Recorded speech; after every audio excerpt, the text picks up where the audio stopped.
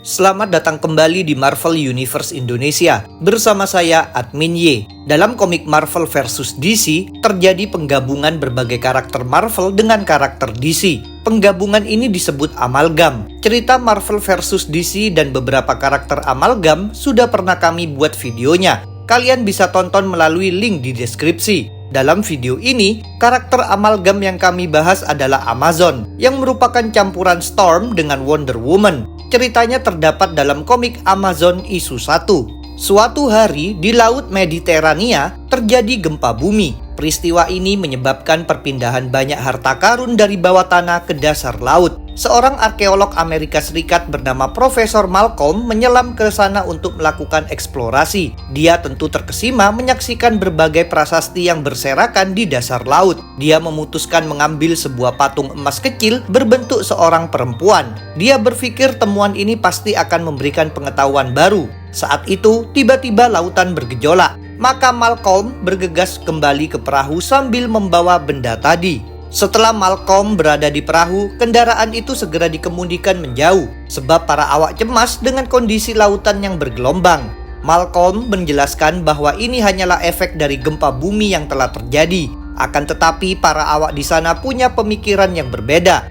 Mereka yakin pasti ada campur tangan dewa. Tanpa Malcolm ketahui, ternyata harta yang ditemukan olehnya tadi sebenarnya adalah milik Poseidon sang dewa laut. Akibatnya, Poseidon menjadi marah karena satu barangnya telah dicuri. Poseidon tidak bisa menyerang Malcolm secara langsung, sebab Malcolm telah pergi dari wilayah kekuasaannya ke Amerika. Meskipun begitu, Poseidon memberikan kutukan. Selama Malcolm memiliki artefak milik Poseidon, maka hidupnya akan terus mengalami nasib buruk. Seiring waktu, kutukan itu pun terbukti nyata. Istri Malcolm meninggalkannya, ayahnya meninggal, dan pendanaannya dicabut. Malcolm sendiri merasa bahwa setiap tindakannya dikacaukan oleh sesuatu yang misterius. Pada akhirnya Malcolm menyadari penyebab segala kesialan ini pasti adalah artefak yang dahulu dia ambil. Sebenarnya rekan-rekan kerjanya menganggap itu tidak logis, tapi Malcolm sudah merasa sangat yakin. Karena itu, Malcolm menaiki suatu kapal bernama Arabian Princess yang berangkat dari kota New York ke Kairo. Rencananya di tengah perjalanan dia akan menjatuhkan artefak ke perairan tempat dia menemukannya. Di Arabian Princess, Malcolm bertemu dengan seorang jurnalis yang membawa serta istri dan anak perempuannya. Malcolm menceritakan artefak tadi kepada sang jurnalis yang juga tidak percaya pada kutukan nasib buruk. Sementara itu Arabian Princess semakin mendekati kawasan tujuan Malcolm. Sayangnya rencananya tidak sempat dilaksanakan sebab ada campur tangan dari Poseidon. Kondisi lautan yang tadinya tenang dalam sekejap berubah menjadi badai. Kemudian Poseidon muncul di dekat kapal dengan disaksikan oleh para penumpang. Kini Malcolm berada dalam wilayah kekuasaan Poseidon.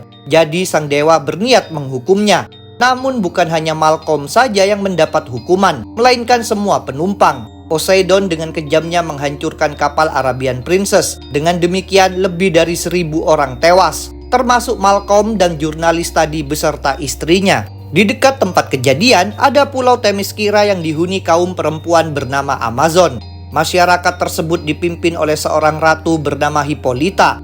Ketika terjadi penghancuran kapal Arabian Princess, Hippolyta merasakan ada satu jiwa yang memanggilnya di antara para korban. Maka dia bersama beberapa Amazon lain berangkat menggunakan kapal layar untuk melakukan pencarian. Saat mereka tiba, Arabian Princess telah tenggelam. Namun Hippolyta masih merasakan panggilan.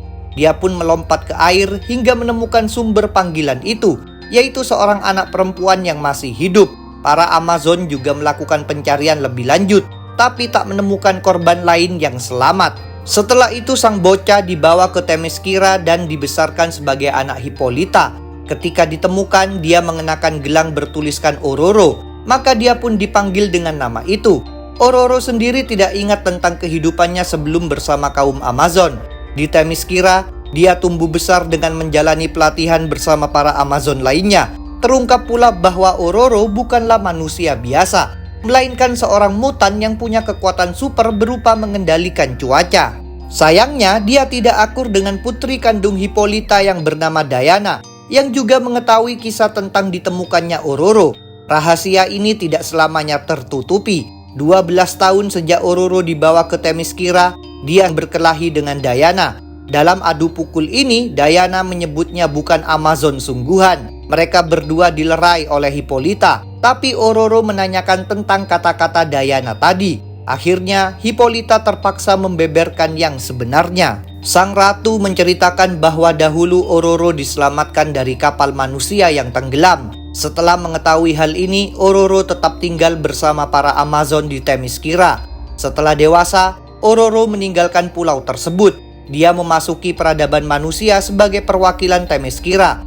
Berbekal kekuatan super serta hasil pelatihannya, dia beraksi menumpas kejahatan. Kehebatan lain Ororo adalah menciptakan tali dari petir. Apabila ada makhluk yang diikat oleh tali itu, maka makhluk tersebut akan berkata jujur. Sebagai superhero, Ororo memakai nama Amazon. Selain itu, dia juga memiliki nama lainnya yang didapat melalui persaingan. Dia pernah mengalami pertarungan lainnya menghadapi Diana. Kali ini demi memperebutkan gelar serta kostum Wonder Woman yang sangat dihormati oleh kaum Amazon di Themyscira. Pada akhirnya, Ororo lah yang sukses mengalahkan Diana sehingga berhak menjadi Wonder Woman. Ororo pernah pula berjumpa dengan Dewa Poseidon. Ini dimulai ketika dia sedang terbang di atas lautan. Cuaca yang awalnya cerah mendadak berganti menjadi badai petir. Ororo berusaha mengendalikan cuaca dengan kekuatannya. Namun badai itu justru memberikan perlawanan, bahkan sampai membuatnya terjatuh ke air. Di tengah situasi ini, tiba-tiba lautan terbuka dan menampilkan Poseidon yang memberitahu bahwa Ororo memang kuat tapi tidak sekuat sang dewa. Walaupun begitu, Ororo tak mau menyerah begitu saja. Dia nekat menyerang Poseidon menggunakan petir. Serangan ini membuat Poseidon terkejut. Ternyata Ororo lebih hebat dari perkiraannya. Tindakan Poseidon selanjutnya adalah mengendalikan arus air untuk mendorongnya. Kejadian ini sempat membuat Ororo teringat ketika dahulu dia nyaris mati tenggelam sampai diselamatkan oleh Hippolyta. Pada akhirnya, arus air tersebut mendorongnya ke suatu gua bawah laut. Ororo terkesima ketika menyadari gua itu merupakan ruang tahta Poseidon dan berisi banyak sekali harta. Ororo melihat-lihat tempat tersebut sambil memikirkan kenapa Poseidon memasukkan dirinya ke sana. Dia kemudian mengambil sebuah patung kecil karena merasa familiar dengan benda tersebut. Tanpa dia ingat, dahulu dia pernah melihatnya saat masih kecil, tepatnya di kapal Arabian Princess. Benda itu memang memiliki bentuk yang sama seperti artefak yang diambil oleh Malcolm. Ketika sedang memikirkan tentang benda itu, Ororo mendadak diserang energi dari Trisula Poseidon. Dengan marah, Poseidon menyebutnya sebagai pencuri. Ororo tentu merasa kebingungan dengan semua ini, jadi dia meminta Poseidon memberikan penjelasan. Poseidon pun menceritakan segalanya, mulai dari Malcolm yang mencuri hartanya, hingga dirinya yang menghancurkan Arabian Princess. Terungkapnya hal ini jelas membuat Ororo sangat terkejut sekaligus marah. Kini dia tahu nasib kedua orang tua kandungnya, karena itu dia memarahi Poseidon. Sebagai dewa, Poseidon tentu tidak terima dengan kelancangan tersebut. Maka sang dewa mengendalikan rumput laut untuk mengikat tubuh Ororo, sehingga dia merasa kesakitan. Namun Ororo tidak mau menyerah. Dia bahkan menyebut Poseidon sebagai dewa tua bodoh yang telah menjadi korban. Poseidon marah tapi penasaran. Dia menyuruh Ororo menjelaskan ucapannya. Ororo pun mulai bercerita. Pada zaman kuno, para dewa memang sangat berkuasa. Mereka disembah oleh manusia dan memberikan pengaruh terhadap kehidupan manusia. Walaupun begitu, seiring waktu manusia semakin berpaling dari para dewa. Pada masa kini, manusia sudah sangat jauh mengabaikan mereka, sebab teralihkan oleh agama-agama lain serta ilmu pengetahuan. Ketertarikan pada dewa sekarang hanya terbatas pada bidang ilmu sejarah. Orang-orang yang berperan menjaga ketertarikan itu diantaranya adalah para arkeolog seperti Malcolm. Ini artinya secara ironis, tindakan Poseidon membunuh Malcolm sebenarnya telah merugikan dirinya sendiri. Penjelasan Ororo membuat Poseidon merasa terguncang sekaligus bersedih. Dia menyadari semua itu memang benar. Dia mengakui bahwa dirinya adalah dewa tua yang bodoh. Maka Poseidon pun bersedia melepaskan Ororo. Sesungguhnya Ororo tidak sepenuhnya puas, sebab dia ingin Poseidon menerima balasan atas kekejamannya yang telah menewaskan banyak orang. Namun Ororo tak bisa memaksakan apapun lagi pada Poseidon. Pada akhirnya Ororo terbang meninggalkan sang dewa.